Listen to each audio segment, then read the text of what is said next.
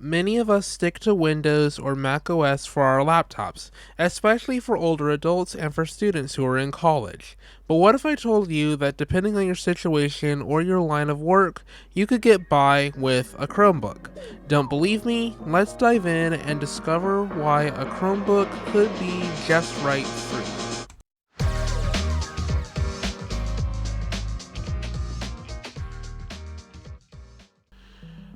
So first off, I want to start with the price you pay and the value that you get. For all Chromebooks, you are getting a good value for the money, especially if all you're going to be doing is entertainment, office work, and maybe some light video or photo editing. If you buy a Chromebook Plus model, you're getting an even better value. You'll be able to run Office, Android apps, and some Android games, and you'll get better hardware that meets the minimum spec of a Ryzen 3 or Intel Core i3 processor, 8GB of RAM, and at least 128GB of storage. Now, in the Windows world, that's considered pretty much straight up garbage, but in the Chrome OS ecosystem, that's actually considered mid-range or in some cases a little bit higher end, especially because Chrome OS is meant to be online and cloud-based, and Chrome OS is pretty lightweight and easy on hardware. And most Chromebooks are pretty cheap, mostly under $600 new or sometimes even less. Now, there might be a few outliers that might be $1,000 or more, but for the most part, they're generally in that price range.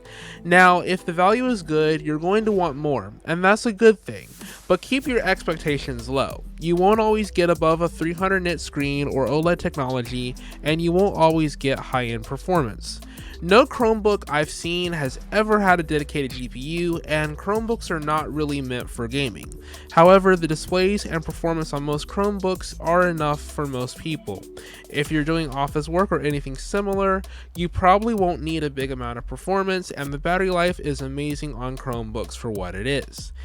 But, and there's always a but, we need to talk about the elephant in the room, the compatibility and your use case. Because like ARM Windows PCs and like Linux or some MacBooks, there's always the issue of app compatibility, and this is what I say.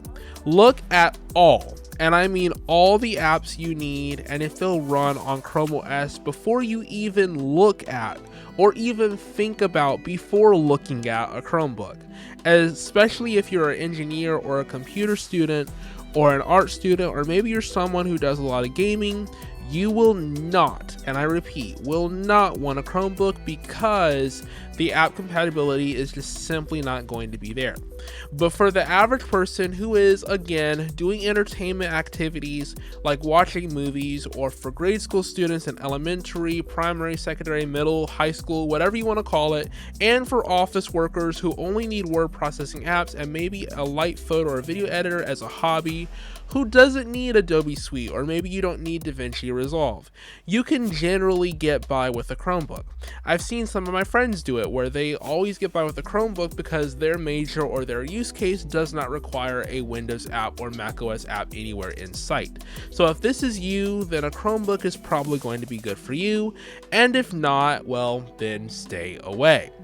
Anyways, I'm sorry this episode is so short. I kind of put it together because it's a Tuesday and I normally release on Wednesdays, so bear with me here. So I want to know what your thoughts are on picking up a Chromebook. Are you sticking to Windows or Mac?